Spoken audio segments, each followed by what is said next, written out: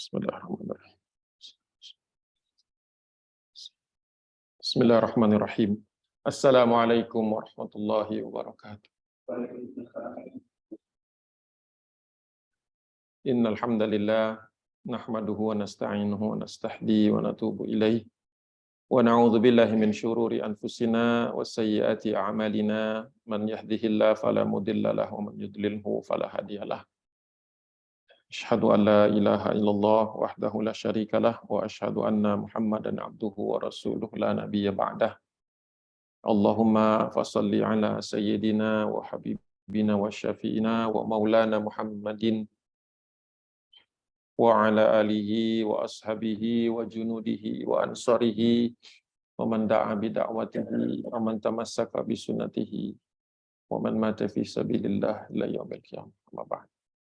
Alhamdulillah, pada pagi hari ini Allah beri kita kesehatan, berikan kita kesempatan untuk hadir di masjid yang mulia ini. Mudah-mudahan di penghujung bulan Sya'ban ini kita masih dibimbing oleh Allah Subhanahu wa taala, masih diberikan taufik dan hidayah, kekuatan untuk terus berada di dalam barisan kaum muslimin, menjadi pemersatu, menjadi unsur-unsur yang merapatkan, menguatkan, khususnya di bulan suci Ramadan, sehingga umat ini diangkat kembali oleh Allah Subhanahu wa taala, dan kita semua secara individual diangkat derajatnya menuju takwa. Amin ya rabbal alamin. Sebenarnya hari ini nggak spesial banget ya, tapi tadi dikasih judul spesial karena hari libur, terus biasanya kita ketemu di Sabtu akhir ya, Sabtu akhir bulan biasanya. Tapi karena ada kesempatan saya usulkan kemarin. Jadi alhamdulillah kalau memang kita bisa ketemu sebelum masuk bulan Ramadan. Jadi kajian-kajian yang biasanya terkait dengan sahabat-sahabat, seorang sahabat Nabi, perkajian itu kita akan mungkin lihat berbagai kebiasaan-kebiasaan para sahabat gitu ya. Jadi judulnya mungkin bagaimana para sahabat itu melaksanakan hari-hari mereka di bulan suci Ramadan. Ya. Ya, mungkin sebagian ini sudah pernah didengar sebelumnya. Mudah-mudahan kalaupun sudah pernah dengar, mudah-mudahan ini suatu energi baru gitu ya, supaya kita bisa mengambil hikmah dari hal-hal yang sudah lama terjadi. Sebagaimana hadis yang diriwayatkan oleh Abi Hurairah radhiyallahu anhu, Rasulullah SAW bersabda, qala Nabi sallallahu alaihi wasallam, Rasulullah itu selalu terkait Ramadan itu memberi kabar gembira, ya, walaupun seimbang. Rasulullah bersabda, atakum Ramadan syahrun mubarak. Datang kepada kalian bulan Ramadan yang penuh keberkahan. Bulan yang orientasi kita itu adalah meningkatkan kapasitas kita dalam hal menyampaikan kebaikan. Jadi bukan hanya untuk diri sendiri. Faradallahu azza wa jal alaikum siyamuhu wa qiyam. Dan Allah sudah mewajibkan kepada kalian untuk berpuasa, dan di dalam riwayat yang lain disebutkan mengisi malamnya dengan sholat. Jadi memang dua ciri utama, siang hari kita berpuasa, malam hari kita menghidupkan malamnya dengan sholat. Jadi insya Allah kita mudah-mudahan bukan tergolong orang yang menyia-nyiakan siangnya dan menyia-nyiakan juga malamnya. Kadang-kadang ngisi di kajian-kajian ba'da asar itu yang paling berat menjelang buka puasa. Itu biasanya sudah kelihatan capek pemirsanya juga. Sehingga di siang hari sudah capek, tetapi di malam harinya juga capek juga. Jadi sepertinya capek siang dan malam. Padahal harusnya keberkahan itu membuat kita gembira. Siang harinya kita menjalani hari-hari yang berat mungkin dengan berbagai aktivitas, tapi malamnya masih punya energi untuk melaksanakan, memperbanyak ibadah-ibadah malam. Yuftihu fihi abwabus sama wa tughliqu fihi abwabul jahim. Dibukakan pintu pintu langit, maksudnya pintu surga, kemudian ditutup rapat, dikunci pintu-pintu neraka jahanam. Imam An-Nawawi itu menjelaskan bahwa ketika pintu surga dibuka dan pintu neraka jahanam ditutup, maka manusia kita akan saksikan di bulan Ramadan itu suatu fenomena di mana orang bersemangat beribadah dan mampu menahan dari berbagai maksiat. Sehingga di bulan yang biasanya kita kenal sebagai syahrul siyam, syahrul qiyam, syahrul Quran, syahrul jihad, ada juga syahrul taubah, syahrul taubat. Karena ketika kita melihat diri kita tidak bersemangat ibadah di bulan Ramadan, maka kita haruslah sedih, khawatir.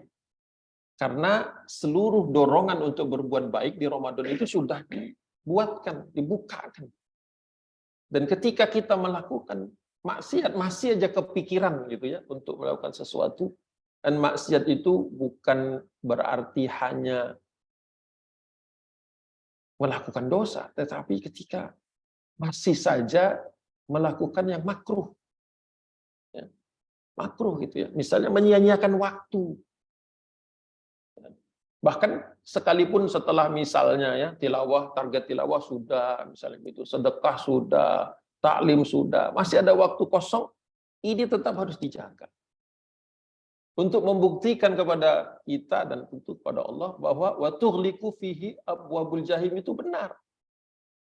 Karena kalau pintu neraka jahanam itu ditutup, apalagi ditambahkan lagi wa tughallu fihi maradatus syayatin, bahwa semua kemampuan, bukan hanya tangan yang dibelenggu, kan? Maradah ini semua potensi yang dimiliki setan. Kan setan itu bersumpah, nanti saya akan gelincirkan anak-anak Nabi Adam. Itu bukan dengan tangannya, dengan segala sesuatu. Baik itu angan-angan yang diberikan kepada kita. Hal-hal yang menggiurkan, padahal suatu hal yang dilarang oleh Allah Subhanahu wa taala. Bagaimana mungkin kita bisa menjustifikasi kalau kita masih saja maksiat? Karena tidak ada lagi yang bisa disalahkan, kan? Tidak ada lagi yang bisa disalahkan kecuali diri kita sendiri. Nah, kemudian ditutup hadis ini dengan perkataan Nabi, lillahi fihi lailatun khairun min alfi syahrin, tapi tidak berhenti di situ, man hurima khairaha faqad hurima. Biasanya berhenti di alfi syahrinnya yang saya lihat. Tapi mungkin saya keliru karena ngelihatnya belum banyak. Demi Allah, Rasulullah bersumpah, di dalamnya ada satu malam, yang malam itu manakala dimanfaatkan secara maksimal, maka dia berharga alfi syahrin. Ibadah manusia sepanjang 1000 bulan atau sekitar 83 tahun plus 3 bulan. Enggak, 4 bulan karena 30% dari 12. Nah, terkadang kita berhenti di situ, akhirnya ya sudah ada malam Lailatul Qadar lah, nanti lihat bagaimana pengumumannya gitu kan. Padahal kalimat penutup Rasulullah dari Abi Hurairah ini dalam Sunan Imam An-Nasa'i 2106. Barang siapa man hurima khairoha, barang siapa yang terhalangi dari mendapatkan kebaikannya, nyanya di situ bisa menuju domir untuk lailah, lailatun khairum min alfi syahrin, ada juga mengatakan ini sepanjang bulan Ramadan. Jadi barang siapa yang terhalangi dari kebaikan-kebaikan di bulan Ramadan, termasuk di antara kebaikan bulan Ramadan ini adalah terhalangi dari maksiat. Jadi kita perlu bersyukur kalau kita itu terhenti dari maksiat di bulan Ramadan. Ya, sederhana, saya biasanya kalau jalan itu kan naik kereta api dari Depok ke seluruh penjuru Jakarta sampai ke Tangerang sekali. Selalu saya timing naik kereta. Di jalan itu tidak laki, tidak perempuan, tidak ibu-ibu, ya, tidak bapak-bapak yang sudah tua maupun yang masih muda, apalagi anak-anak. Itu kalau memegang gadget, hampir pasti yang dibuka itu game. Kalau tidak mendengarkan musik. Ini termasuk di antara yang harus kita latih di dalam bulan Ramadan ini, dikurangi. Kalau tidak bisa diberhentikan. Sederhana saja, ini kan sebentar lagi kita akan mendengar hasil sidang itsbat. Adakah resolusi-resolusi misalnya menghapus habis aplikasi yang melalaikan dari gadget kita. Kan bisa dilihat tuh kan, di setting situ kita bisa lihat mana aplikasi yang paling sering dipakai. Lihatlah dari aplikasi yang paling sering dipakai itu mana yang sebenarnya melalaikan. Ya saya tidak tahu, masing-masing kita punya kecenderungan masing-masing kan. Ya artinya masing-masing juga bisa mengambil langkah untuk mulai meminimalisir kesempatan untuk terbuka untuk menghabiskan waktu secara tidak terarah. Jadi man hurima khairaha faqad hurima, barang siapa yang terhalangi dari mendapatkan kebaikannya, sungguh dia sendiri sudah menghalangi. Jadi artinya dia sudah apa ya, memang tidak mentekadkan untuk mendapatkan kebaikannya. Ya, contoh sederhana misalnya, apakah kita sudah menandai malam-malam ganjil di gadget kita? Atau kalau yang masih menggunakan kalender-kalender, sudahkah kita lingkari-lingkari? Wah, belum tahu Ustaz, kan startnya kapan, belum tahu. Itu alasan saja sebenarnya. Karena sejatinya kita bisa mengira, kalaupun nggak mau ambil resiko, ya kan? Ya, kita tandai 10 malam terakhir itu. Sudahkah kita tentukan di mana kita akan i'tikaf? Seriously gitu. Karena biasanya kan kalau kita liburan akhir tahun atau holiday atau cuti besar dan sebagainya kan destinasinya sudah ditentukan, anak-anak sudah dikabari, libur-libur sekolahnya sudah dikoordinasikan, tiket pesawat bahkan sudah dibeli, hotel yang mau di-booking pun sudah beres sekarang. Tapi Ramadan enggak gitu-gitu amat. Siapa yang sudah membooking hari-harinya untuk tidak mau ada sesuatu apapun, kecuali memang tugas yang tidak bisa ditinggalkan, misalnya kan. Siapa yang sudah membooking masjid untuk menjadi tempat berlabuhnya dia di 10 malam terakhir kalau tidak bisa seluruhnya? Siapa? Ya kan? Bahkan terkadang di kalangan yang mengisi kajian juga hanya mengisi dan pulang. Entah apa dia iktikaf juga atau enggak, wallahu a'lam. Panitia husnuzonnya, oh dia mungkin iktikaf tempat lain karena mengantisipasi kajian subuhnya. Husnuzonnya begitu. Jadi apakah kita termasuk yang man hurima khairaha? Apakah kita termasuk orang yang terhalangi dari kebaikannya atau tidak? Ternyata salah satu indikatornya, kalimat terdekatnya adalah lailatun khairun min alfi syahrin.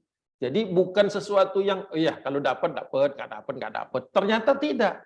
Kalau nggak dapat karena memang nggak merencanakan. Ya kan? Saya tidak tahu apakah perkataan ini betul-betul keluar dari Einstein, tetapi dia mengatakan bahwa if you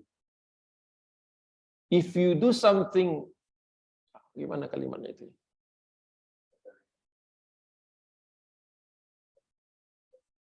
Bukan yang itu, yang ini. If you do the same thing all the time gitu and expect better result, then you are mistaken gitu. Kira-kira begitu, kama qala Einstein.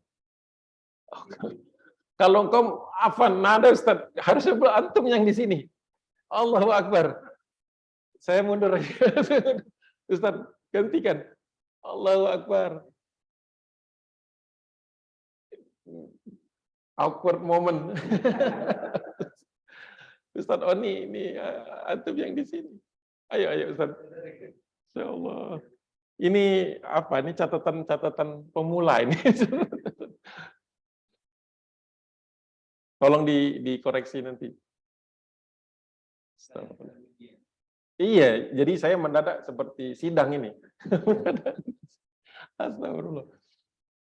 Iya, artinya kalau kita melakukan sesuatu berulang kali dengan cara yang sama, terus mengharapkan hasil yang berbeda, itu dalam Islam pun nampaknya tidak dibolehkan gitu. Jadi kalau misalnya Ramadan ini sama seperti Ramadan kemarin, kita tidak serius merencanakan mengagendakannya, maka mustahil dapat hasil yang baik atau lebih bagus dari Ramadan sebelumnya. Nah, sebagai patokannya tadi, Rasulullah mengatakan lailatun min alfi syahrin. Jadi mengejar malam Lailatul Qadar atau malam yang dimuliakan itu bukan suatu option nampaknya. Selama ini kita mikirnya kan, ya kalau bisa aja. Gitu. Saya paling tidak, saya mungkin yang keliru menganggapnya, oh ya kalau dapat enggak. Ternyata tidak. Itu sesuatu yang memang harus diupayakan dengan kalimat man hurima khairaha faqad hurima. Jadi kalau dia sudah terhalangi, terharamkan dari mendapatkannya, maka dia memang sudah tertulis tidak mendapatkannya. Jadi ngeri juga nih, apakah kita sudah tertulis mendapatkannya atau tidak? Terlihat dari bagaimana kita mengupayakan. Allahu a'lam. Kemudian juga dari Abi Hurairah, an Abi Hurairah radhiyallahu anhu qala Nabi sallallahu alaihi wasallam. Hadis riwayat Bukhari 1028. Sekali waktu Abu Bakar As-Siddiq itu datang agak sedikit terlambat sebelum sholat subuh. Tapi Rasulullah memang belum memulai. Rasulullah bertanya kepada jamaah pada waktu itu.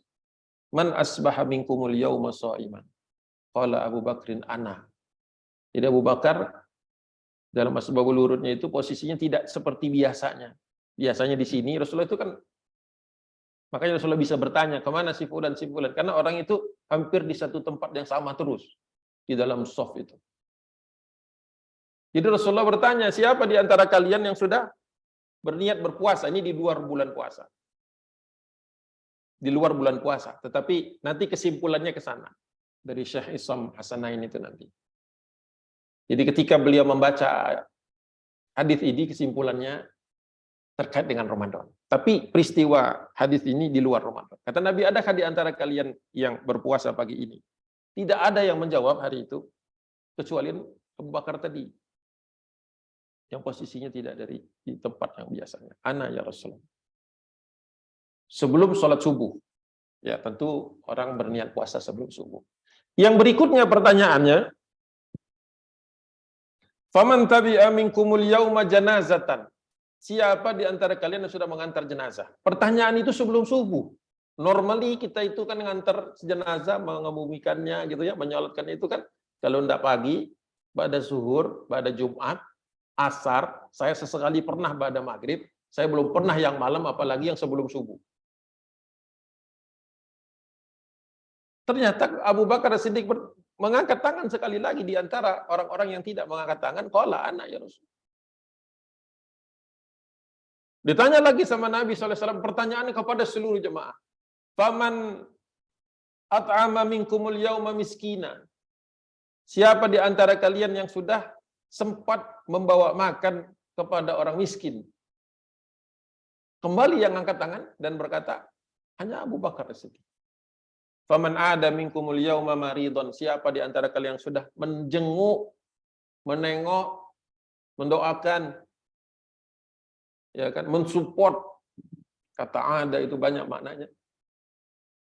Siapa yang sudah sempat mengunjungi, menyambangi orang yang sakit? Abu Bakar naik lagi. Kata Nabi SAW, majtama'ana fi fimri'in illa dakhalal jannah. Barang siapa yang bisa menggabungkan begitu banyak kebaikan sebelum subuh, illa, tidak ada yang bisa diberikan, tidak ada yang pantas untuk dia dapatkan illa dakhalal jannah, kecuali masuk surga. Itu satu di antara kesempatan-kesempatan di mana Abu Bakar itu disifati sebagai ahli surga oleh Nabi SAW. Kan kita mengenal ada 10 orang kan yang paling terkenal ya.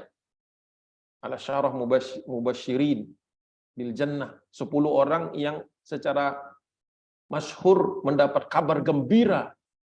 Di antaranya namanya Abu Bakar. Abu Bakar itu bukan satu kali saja, tapi ketika dia masuk Islam saja Rasulullah sudah menyebut, ya Abu Bakrin anta atiqu minan nar. Wahai Abu Bakar, engkau itu sudah, aku dikasih tahu sama Jibril bahwa engkau itu sudah selamat dari api neraka jahanam. Padahal baru masuk Islam. Ibaratnya itu belum ada satu amalan-amalan yang sekiranya mengantarkan orang ke dalam surga. Terus kemudian ketika membenarkan tentang Isra Mi'raj, itu kan Abu Bakar juga, dan seterusnya. Nah sekali waktu ini di Madinah, sehingga dikomentari Dikomentari ketika Syekh Isam Hasanain mengatakan tentang orang-orang yang biasanya getol beribadah di bulan Ramadan, terus merasa dia sudah cukup atau dia sudah lebih, maka kata beliau, yaumuka fi Ramadan yaumun min ayyami Abi Bakrin As-Siddiq. Gitu. Radhiyallahu anhu. Hari kalian, satu hari kalian yang kalian anggap paling bagus di bulan Ramadan, itu cuma satu di antara hari-hari biasa Abu Bakar As-Siddiq di luar Ramadan. Jadi kadang kita kan mau menceritakan bagaimana sahabat di bulan Ramadan, beliau mengatakan bagaimana dia di luar Ramadan gitu. Di luar Ramadan aja sebelum subuh sudah nganter jenazah, sudah ngasih makan, sudah puasa, sudah nganter jenazah, sudah ngasih makan orang miskin, sudah menjenguk orang sakit. Sebelum subuh kita bisa melangkahkan kaki ke masjid saja itu kan sudah nikmat luar biasa. Ya. Tapi ternyata belum, hanya bagian kecil sajalah dibandingkan Abu Bakar As-Siddiq. Menarik gitu. Ya. Padahal kita mungkin memang hari-hari terbaik kita bisa jadi benar di dalam bulan Ramadan, tetapi yang terbaik di bulan Ramadan itu dibandingkan dengan sahabat, bagaimana mereka begitu seriusnya menggarap bulan Ramadan itu ya hanya sebuah hari-hari saja. Yaumun min ayyam. Satu di antara hari. Masya Allah. Itu jadi kita harusnya lebih tertunduk lagi gitu. Wah, ini kalau Ramadan aja bisa kita hari di bulan Ramadan itu saja itu biasa saja untuk Abu Bakar As-Siddiq. Bagaimana Ramadannya gitu. Sehingga kita tidak kaget ketika ada sahabat yang tidak pernah menghabiskan malamnya untuk tidur kecuali hanya sebentar-sebentar saja. Dan bahkan itu bukan hanya generasi sahabat, sampai tabi'in. Sampai kepada tabi'un tabi'in. Orang biasa. Dan itu bukan hanya fenomena di 10 malam terakhir. Ya kan? Ada sahabat yang hadis Nabi terkait dengan Rasulullah keluar hanya 3-4 hari itu kan.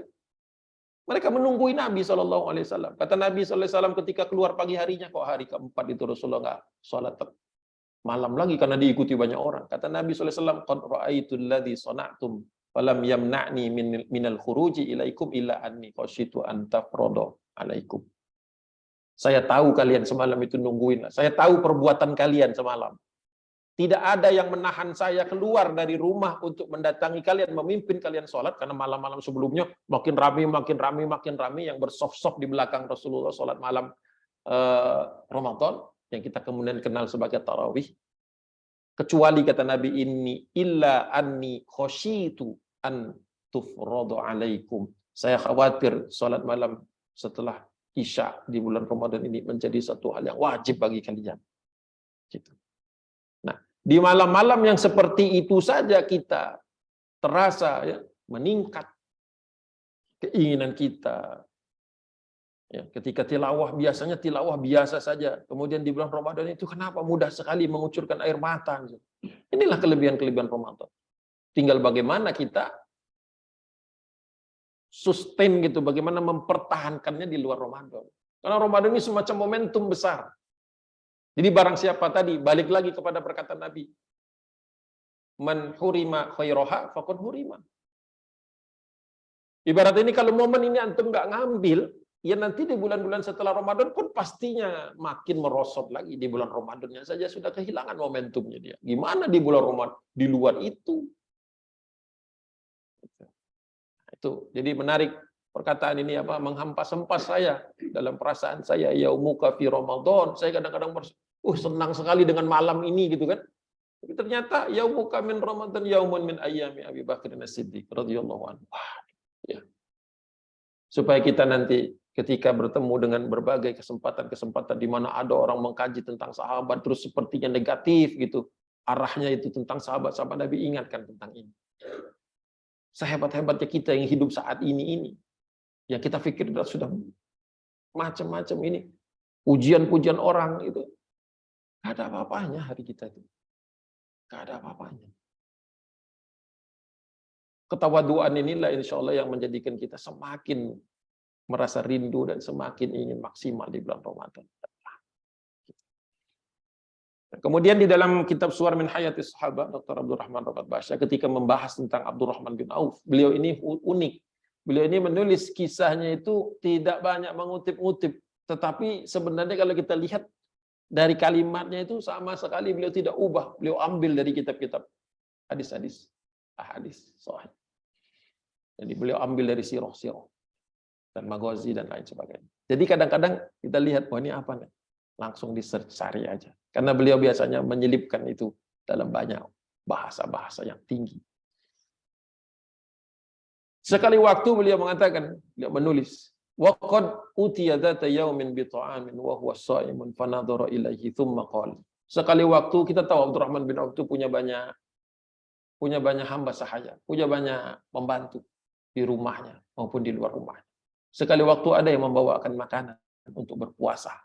Ketika dilihatnya makanan itu begitu banyak pilihannya, dia berkata, laqad qutila Mus'ab bin Umair wa huwa khairum minni. Kita kalau dibawain makanan, yang kita bayangkan itu kan, oh ini berapa jam masaknya, wah enak sekali gitu kan. Ini apa namanya, dari mana, macam-macam pertanyaan terkait dengan makanannya, zatnya. Abdurrahman bin Auf ketika dibawakan makanan yang dia ingat adalah sahabatnya, yang dia posisikan tinggi. Kata dia sudah terbunuh Mus'ab bin Umair. Mus'ab bin Umair ini kan sahabat Nabi yang dikirim bersama Abdullah bin Umi Maktum ketika orang-orang Ansor sudah berbaiat kepada Nabi, Aqabah al-Ula. Terus pulang, ya Rasulullah, dampingi kami dengan seorang yang bisa mengajarkan kami tentang Quran.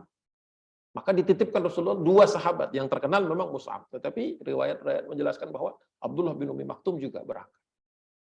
Jadi dia ini seperti gurunya kaum Ansor. Karena Islam itu masuk ke dalam kabilah-kabilah Ansor, baik Aus maupun Khazraj, di tangan dua orang ini.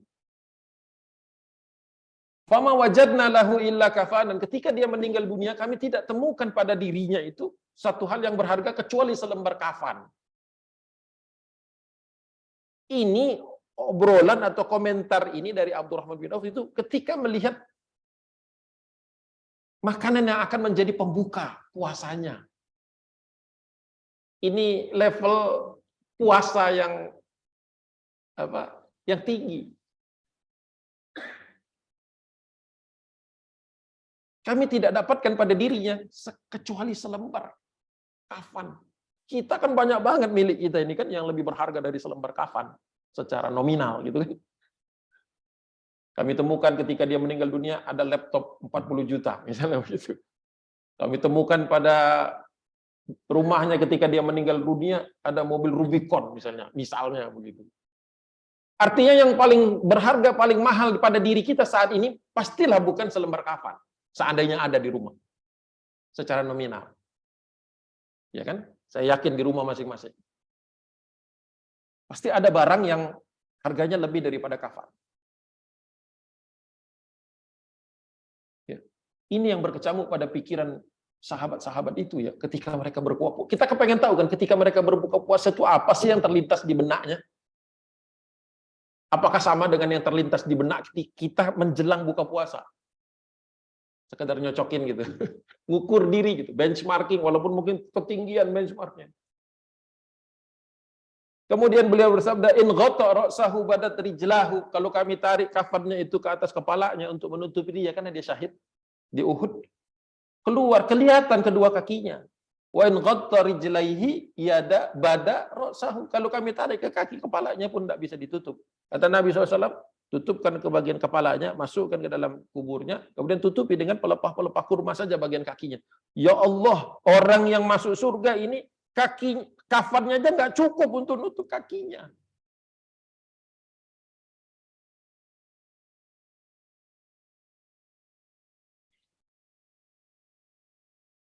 Kemudian Abdurrahman bin Auf mengatakan, "Tsumma basatallahu lana minad dunya ma basata." Sedangkan kita sambil ngelihat hidangan tadi, sedangkan kita sudah dibukakan, sudah dihamparkan oleh Allah Subhanahu wa taala seluruh isi dunia.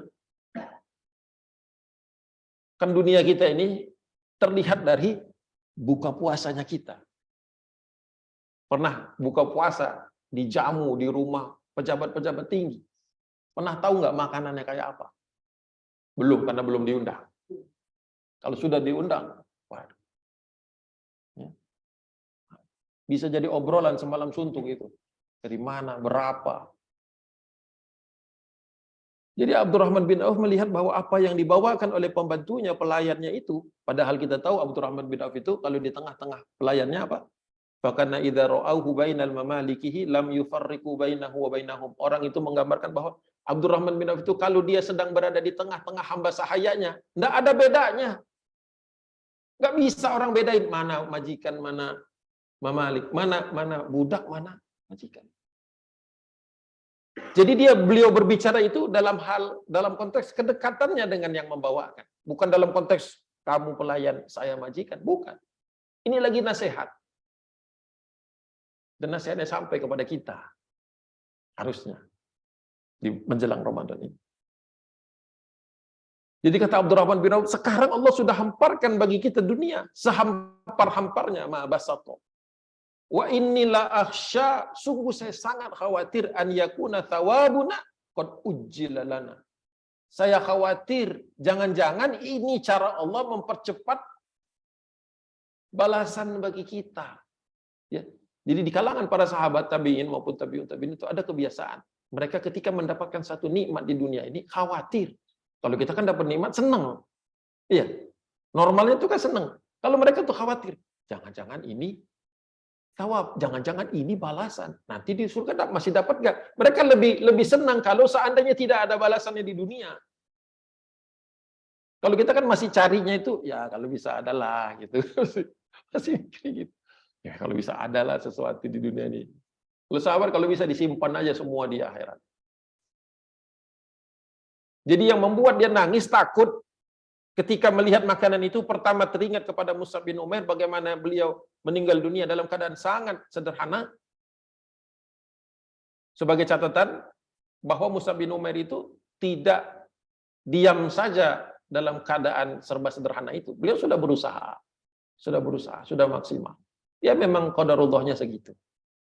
Jadi bukan tipikal orang yang tidak bekerja.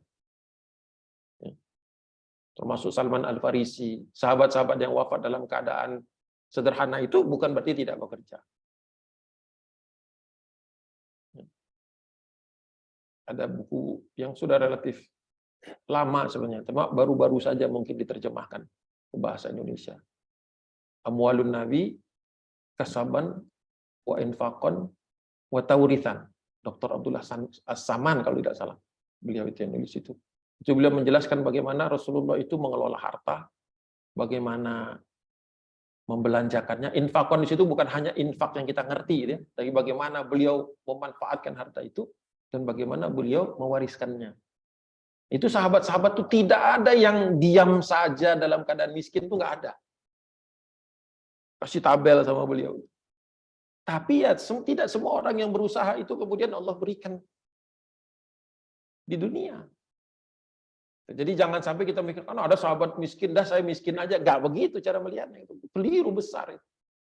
Keliru besar. Jadi dalam konteks ini, jangan kita mengatakan, kan contohnya Mus'ab. Kenapa enggak contohnya Utsman bin Affan? Bukan begitu melihat. Ini perbaikan-perbaikan pada pandangan kita. Tsumma ja'ala yabki wa yansij. Kemudian beliau menangis terisak-isak. Ya, jadi nangisnya itu bukan sekedar, kalau kita kan kalau sedih itu kan meletes air mata ya, nggak sengaja gitu lewat gitu ya.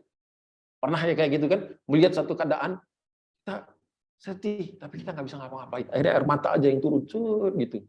Syukurilah kalau mata ini masih tanpa harus direkayasa bisa mengalir air mata itu, nikmat luar biasa. Ketika hati mulai keras biasanya tangisan-tangisan yang natural itu nggak keluar. Jadi Ramadan ini juga bagian momen yang sangat bagus untuk kita itu ngecek. Nah, kalau kita tuh setahun sekali, setahun 2 kali kan ya disuruh check up ya, general check up, physically ya, secara fisik, medical check up. Harusnya ada ruh check up juga. Nah itu sudah disediakan Allah menjelang Ramadan.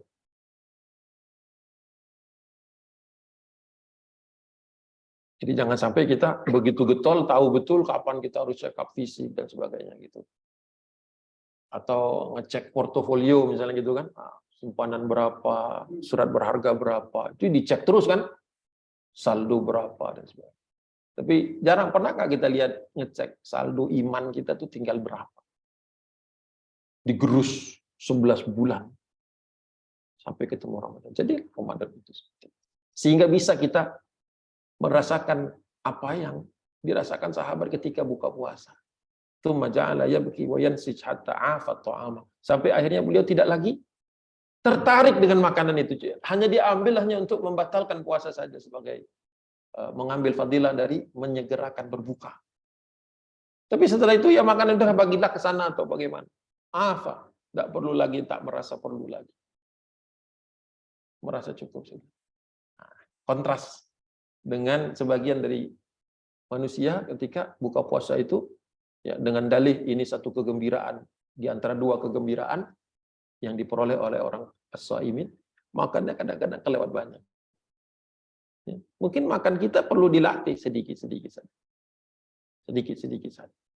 Kalau memang masih bisa, kecuali bertugas, hindari buka-buka puasa bersama. Kecuali sekalian tarawih di situ juga. Karena kalau misalnya habis makan, sholat maghrib, pulang, udah pasti telat deh. Mau kemana juga. Di Jakarta inilah. Udah pasti telat. Dan nanti konsekuensinya kepada yang lain-lain. Apalagi ngantuk dan sebagainya, capek. Seperti itu. Berhutang kita dengan cara-cara menceritakan kisah-kisah sahabat yang Dr. Abdurrahman Rafat Pasha seperti ini. Agak susah kita cari kitab-kitab seperti ini. Dan Abdurrahman bin Auf itu menangis bukan berarti dia kemudian berhenti dari mencari dunia. Bahwa beliau meninggalkan keluarga-keluarganya itu malan la yakadu yusihil addu. Jadi yang nggak bisa dihitung jumlahnya saking banyaknya. Jadi tipikal orang kaya. Tetapi kekayaannya tadi lakin dzalikal mal kulluhu lam yaftid Abdurrahman bin Auf wa lam yughayyiruhu.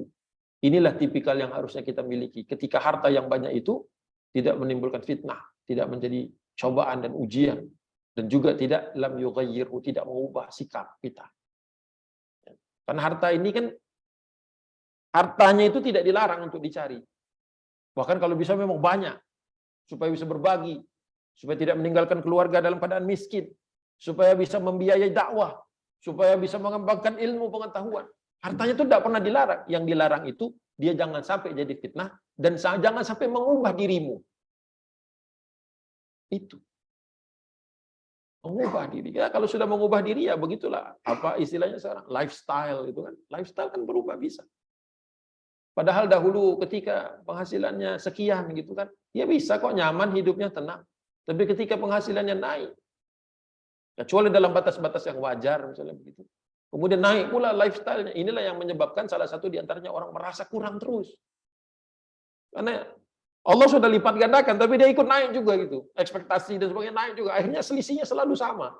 Gitu. Padahal kalau dia tenang, jiwanya tenang. Gitu. Ya, dalam batas-batas yang wajar, boleh mencicipi kenikmatan dunia, boleh, tidak ada masalah. Masya Allah. Kemudian kisah yang ingin saya angkat juga dalam kesempatan ini adalah kisah ketika Umar bin Khattab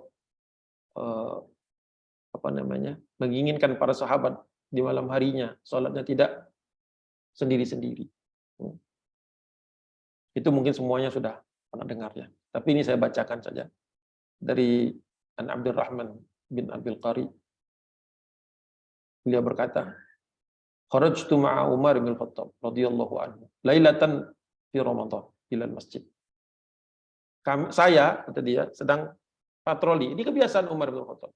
Saya sering keluar bersama Umar bin Khattab di malam hari di masjid, menuju masjid-masjid di malam hari Ramadan. Fa idzan nasu auza'un mutafarriquna yusalli ar-rajuli li nafsihi wa yusalli bi salati rahbu. Ada orang yang salat sendiri, ada beberapa orang berkelompok. Ar-rahat itu dalam jumlah yang banyak, lebih dari 3, tapi tidak lebih dari 10, kurang lebih 10 salat terpisah-pisah di masjid. Bukan hanya Masjid Nabawi, di beberapa masjid yang lain di sekitar kota Madinah. Dan memang Umar bin Khattab ini senang melakukan patroli sejak beliau menjabat jadi Amirul Mukminin. Makanya beliau mendengar langsung kan keluhan masyarakat. Tahu ada ibu yang nggak punya makanan, balik mengangkat makanan, serahkan kepada ibu itu. itu hasil dari patroli malamnya. Dan itu menjadi kebijakan di gubernur-gubernurnya yang lain. Ya. Jadi gubernurnya di Kufah, di Basrah, di mana-mana. Ya. Itu melakukan hal yang serupa dengan Umar bin Khattab. Jadi kayak semacam standar. Nah, sekali waktu faqala Umar inni ara law jama'tu haula'i ala qari'in wahidin lakana amsal. Kata Umar bin Khattab, sungguh menurut saya akan sangat bagus sekali kalau mereka itu sholatnya dalam satu kesatuan, di bawah atau dipimpin seorang qari, seorang pembaca Quran yang baik. Kemudian Umar bin Khattab ingin melaksanakannya. Maka biasaan Umar bin Khattab ketika ingin melakukan sesuatu berupa kebijakan, maka mengumpulkan ahlul hil wal aqd, ahli syura'nya dikumpulkan. Kan ada beberapa sahabat, terutama mereka yang 10 sahabat, 10 yang dijamin masuk surga itu yang masih hidup di zaman Umar, itu dilarang oleh Umar keluar dari Madinah. Kecuali beberapa orang saja, sangat khusus. Jadi tidak boleh mereka keluar. Karena Umar ingin, kalau ada yang satu diputuskan, satu hal yang diputuskan, beliau minta masukan. Nah, setelah disepakati thumma azama wa jama'ahum ala Ubay bin Ka'ab. Akhirnya keputusannya salat tarawih surat malam pertama di Madinah, di Masjid Nabawi itu dipimpin oleh sahabat Ansor yang bernama Ubay bin Ka'ab radhiyallahu anhu.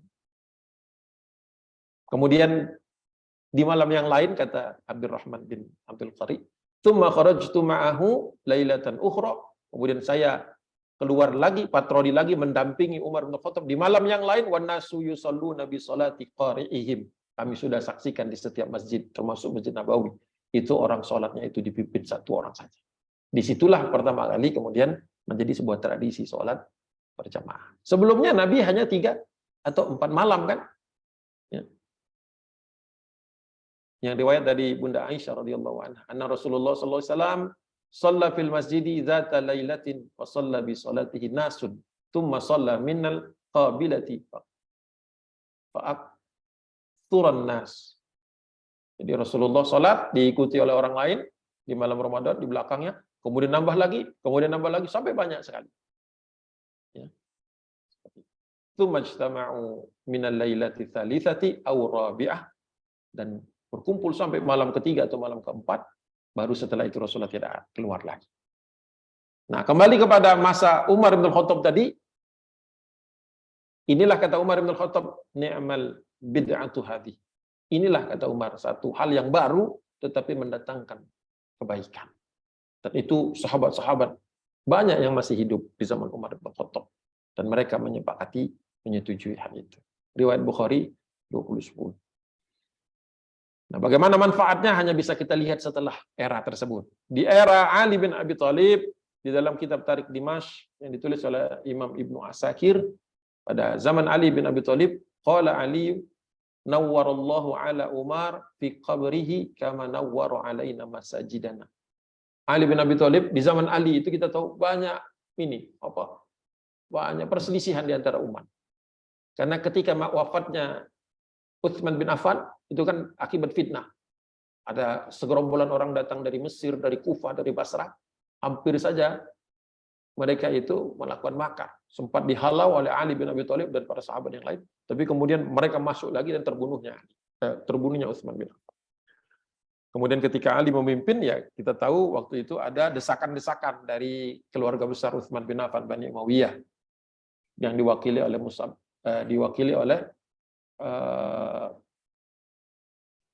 Muawiyah bin Abi Sufyan. Jadi banyak perselisihan besar di zaman itu.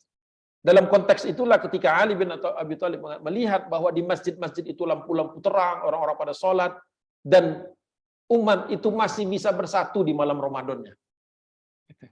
Di luar Ramadannya mungkin ada keributan, ada perselisihan yang keras antara orang Syam dengan orang Mesir, dengan orang Syam Mesir dengan orang-orang Madinah. Tapi di malam-malam Ramadan ditemukan mereka itu masih bisa sholat bareng. Maka Ali berkata, berbentuk doa, nawwarallahu ala Umar fi qabrihi. Semoga Allah menerangi Umar di dalam kuburnya. Kama nawwara alaina masajidana. Sebagaimana dia telah menyebabkan terang benderangnya, ramainya masjid-masjid kita. Jadi ternyata ide Umar untuk supaya orang-orang sholatnya itu berjamaah di malam-malam Ramadan setelah Isya ada hubungannya dengan Ali bin Abi Thalib di masa pasca fitnah pembunuhan Utsman bin Affan, 5 tahun itu masih ada kenormalan. Kontras ketika sekarang kita menjadikan itu sumber perpecahan. Kontras. Ya. Masalah rakaatnya lah, masalah macam-macam. Padahal di zaman Ali bersyukur ternyata sudah ada ini. Karena ini paling tidak masih bisa mendamaikan umat di malam-malam Ramadannya. Kalau sekarang orang udah nggak pakai adab lagi. Malam Ramadan dipakai untuk debat. Kadang-kadang dipakai untuk berselisih. Entah mungkin saya yang keliru. Saya sering menemukan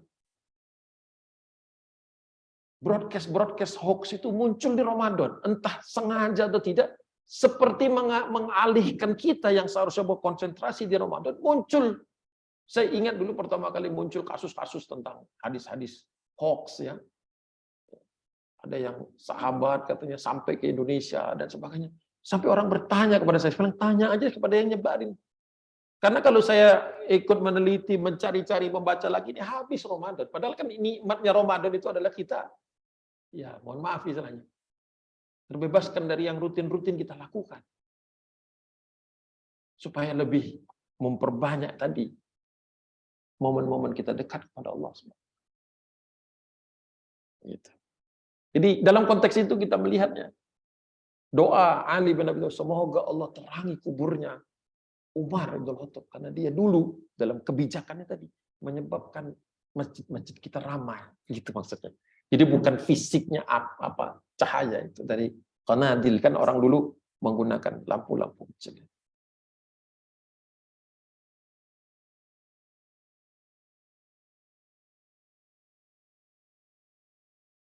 Kemudian dari Abu Ishaq Al-Hamdani, marra Ali bin Abi Thalib fi awwali lailatin min syahri Ramadan fasami'a qira'atal Qur'an minal masajid.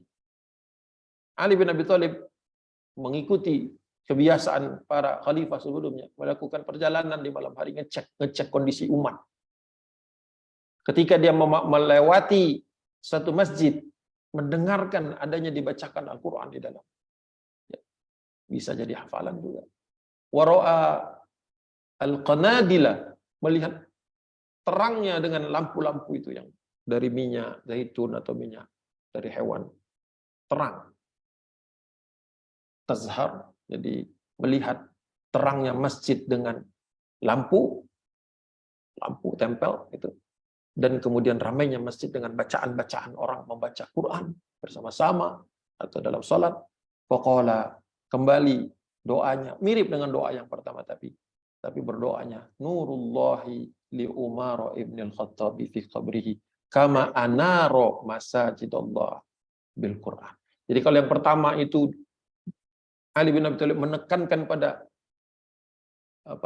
kebijakan Umar agar masjid-masjid itu diramaikan, difasilitasi dengan lampu-lampu, dikeluarkan dari Baitul Mal biaya untuk lampu-lampu itu sehingga orang nggak bawa sendiri-sendiri.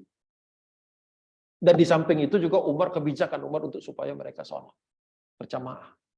Di dua-duanya itu, dua aspek kebijakan sholat dan aspek kebijakan mengeluarkan biaya negara untuk menerangi masjid-masjid.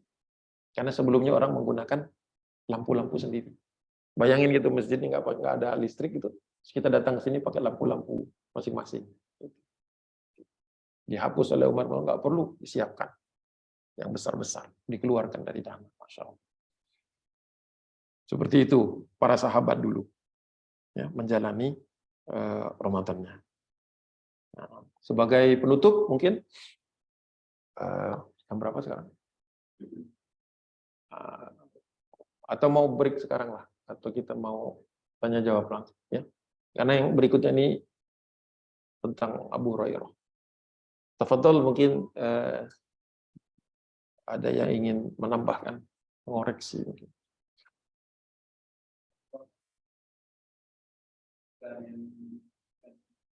Boleh.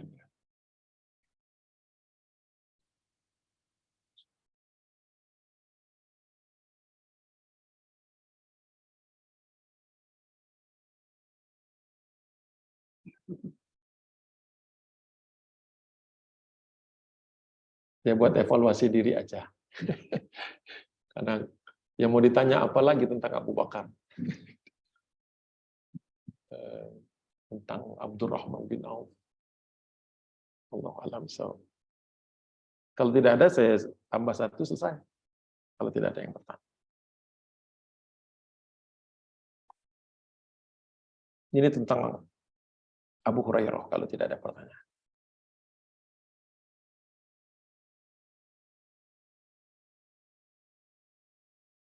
Abu Hurairah radhiyallahu anhu berkata, "Kanat li khamsa asyarata tamratan."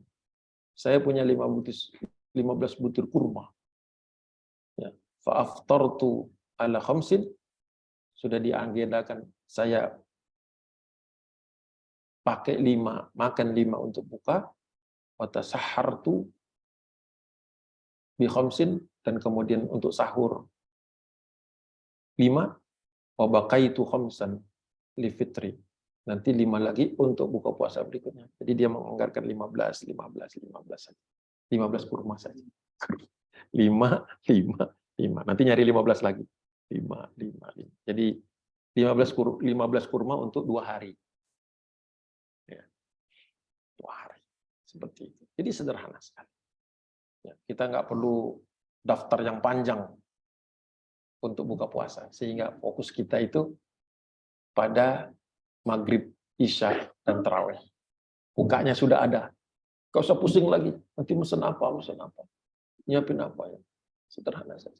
Ya kalau misalnya di Indonesia, mungkin kita nggak cukup makan kurma, ya sesuatu yang sederhana. Sesuatu yang sederhana saja.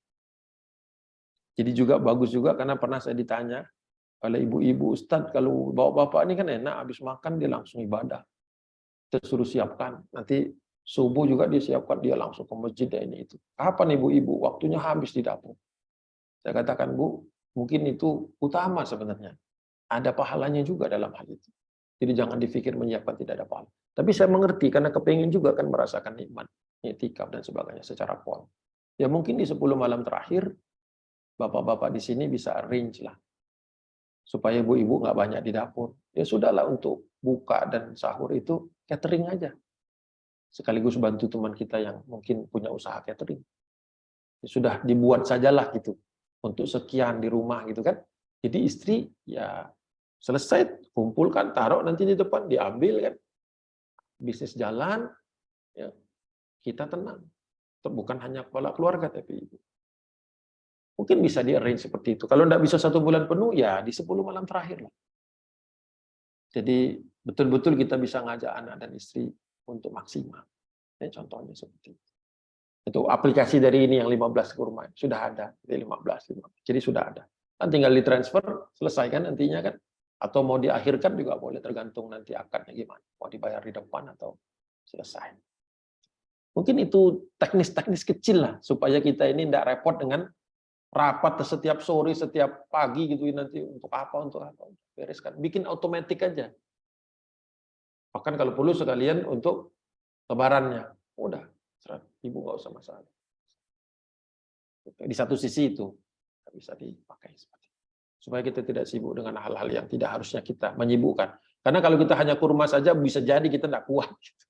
Perutnya orang Indonesia ini. Kalau tidak diisi nasi katanya mungkin takutnya nggak nendang gitu katanya kan. Ya diaturlah sebaik mungkin. Nah, berdasarkan pengakuan dari orang lain, kalau itu tadi kan pengakuan Abu Hurairah sendiri kan. Kanatli gitu, saya punya ini.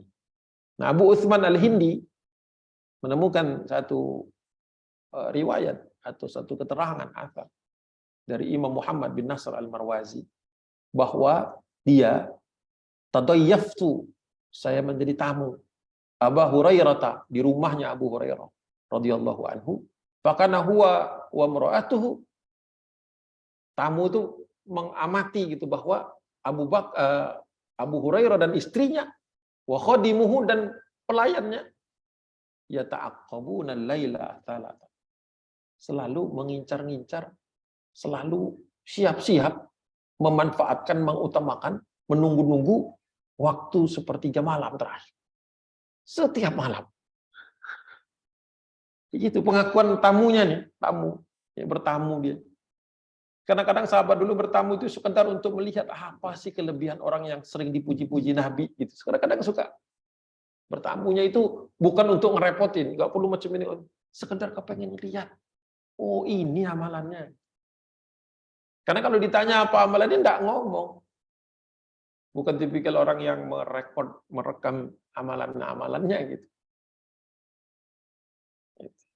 Nah, kalau seperti itu kan kadang-kadang kita, ya Allah ya, kitanya mungkin bangun, tapi lupa mengajak istri. Apalagi ngajak khadim, suruh bangun, oh bangun. Mungkin keluarga besar. Tidak apa, sesekali sholat tarawihnya itu tidak di masjid, di rumah. Tapi yang mimpin pastikan ayah. Ayahnya yang mimpin.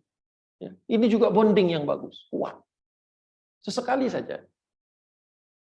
Ya, atau diagendakan supaya anak-anak itu merasa nikmat bahwa yang mimpin sholat abinya, bapak, ayahnya, babenya. Supaya ibadah ini menjadi personal. Kalau di masjid itu kan ya, kalau di masjid kan bapaknya di sana, anaknya di sana, ibunya di mana. Ya. Memang nikmat, mungkin bacaan qori. Nah, ini juga mungkin motivasi kepada orang tua, kepada ayah bahwa ya tahsin tilawahnya ditingkatkan, tahfiznya sehingga ayah itu juga menjadi figur bukan hanya mencari nafkah di rumah, tapi menjadi figur seorang imam. Ya. Mana tahu kita di dalam salat-salat inilah Allah turunkan rasa kasih sayang di antara keluarga yang mungkin selama ini agak putus mungkin karena yang satu sekolah di mana gitu kan, baru pulangnya kan Ramadan ya biasanya, yang santren, yang nyantri. Wah, Ustaz hafalannya enggak banyak bla bla misalnya macam. Kan itu salat sunnah, silakan pakai apa itu yang Quran yang besar itu yang ukuran lansia katanya kan, agak-agak sedikit gimana gitu. Taruh di depan pakai stand-nya itu kan. Boleh di. Ya ahsan tentu saja kalau kita bisa hafal. Pimpin salat. Ya kan? Kalau di masjid kan kita mau cari-cari mana anak kita gitu kan. Belum tentu di sebelah kita, apalagi udah gede kan. Mau dekat-dekat ayahnya. Ciptakan momen-momen di mana kita itu rindu dengan Ramadan, karena bukan hanya Ramadannya, tetapi ada sholat bareng ayah, bareng bunda, bareng ibu, abi, umi. Itu. Ya berarti konsekuensi rumahnya dibersihkan dulu. Ada satu tempat, spot yang memang akan menjadi tempat. Ini khususnya yang, apalagi anak-anaknya sudah jarang-jarang pulang gitu kan. Nanti selesai pesantren atau mungkin dia kuliah atau apa. Jadi ada kan momen spesial. Sebagaimana tadi Abu Hurairah, istrinya, pembantunya, kebetulan tidak punya anak. Kita bagaimana itu? Sudahkah hidup baiti jannati kita? Konsep rumah kita, surga kita juga. Boleh dipilah-pilah. Memang ada fadilah keluar, keutamaan untuk sholat di masjid. Tapi untuk Ramadan, alokasikan 1, 2, 3 kali tarawih di rumah. Tapi mimpin yang benar gitu. Ya. Yang bacaannya kalau bisa juga dipilihkanlah ayat-ayatnya itu. Kalau bisa setelah itu ayahnya ngasih sedikit tausiah kepada keluarga. Itu kan. Agak deg-degan kalau ada anaknya yang hafiz Quran di belakang. Agak keliru dikit gitu. Agak hang sebentar ayahnya kan, di belakang bunyi. Tiga-tiganya lagi bunyi kan. Oh, kalau tiganya sama enak kita. Tiga-tiganya beda. Yang satu ingatnya ini. Ya nggak apa-apa lah, agak sedikit supaya ayah itu juga menyesuaikanlah dengan kadar interaksi Quran di rumah. Ya. Kalau dia tidak pernah mimpin, tidak pernah, ya tentu saja. Seorang anak itu kan melihat ayahnya juga. Lihat ayahnya, lihat ibunya. Ciptakan seperti itu. Sederhana, nggak perlu program-program besar. Bahkan mungkin lebih berkesan daripada jalan-jalan atau liburan-liburan. Mungkin lebih berkesan. Selama ini mereka merasakan rumah, mungkin nggak ada aktivitas yang mungkin ciptakan. Ya, peluang-peluang itu bisa dilakukan. Ya, mudah-mudahan persepsi kita dari anak-anak jangan terlalu banyak tidur, gitu ya. Berbuka jangan terlalu berlebihan, waktu-waktunya ada. Mudah-mudahan seperti itu. Ini autokoreksi juga lah buat saya, supaya kita semua menjadi ayah yang terbaik untuk anak-anaknya. Ya, karena tidak ada ayah lain. Ada yang ada yang inilah. Lalu bagus lebih bagus lagi diterima, ya, tingkatkan terus. Jangan sampai anaknya bagus, orang tuanya nggak menyesuaikan. Hafalan anaknya udah banyak, orang tuanya terseok-seok. Bacaannya sudah bagus sekali, jangan sampai suatu saat diukur-ukur harusnya anaknya yang memimpin. Walaupun mungkin ada rasa bangga juga, tapi di hati kecil harusnya kita yang memimpin, memberikan contoh yang terbaik. Insyaallah. Allahu a'lam bishawab. Itu mungkin beberapa hal kecil, saya yakin itu semua hanya ulangan-ulangan saja. Ya mudah-mudahan di pagi hari ini ada nuansa yang lain, ya, pemahaman yang lain, cara pandang yang lain, sehingga Ramadan kali ini menjadi Ramadan yang terbaik, insya Allah. Kalau seandainya menjadi Ramadan terakhir, mudah-mudahan jadi Ramadan yang paling berkesan dan diterima oleh Allah SWT. Billahi taufiq wal hidayah, wallahul muwaffiq ila aqwamit thoriq. Assalamualaikum warahmatullahi wabarakatuh.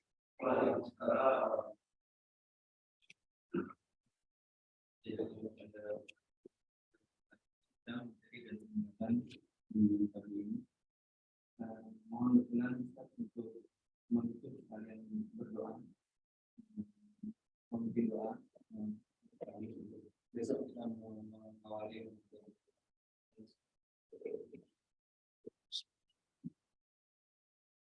Astagfirullah. Astagfirullah.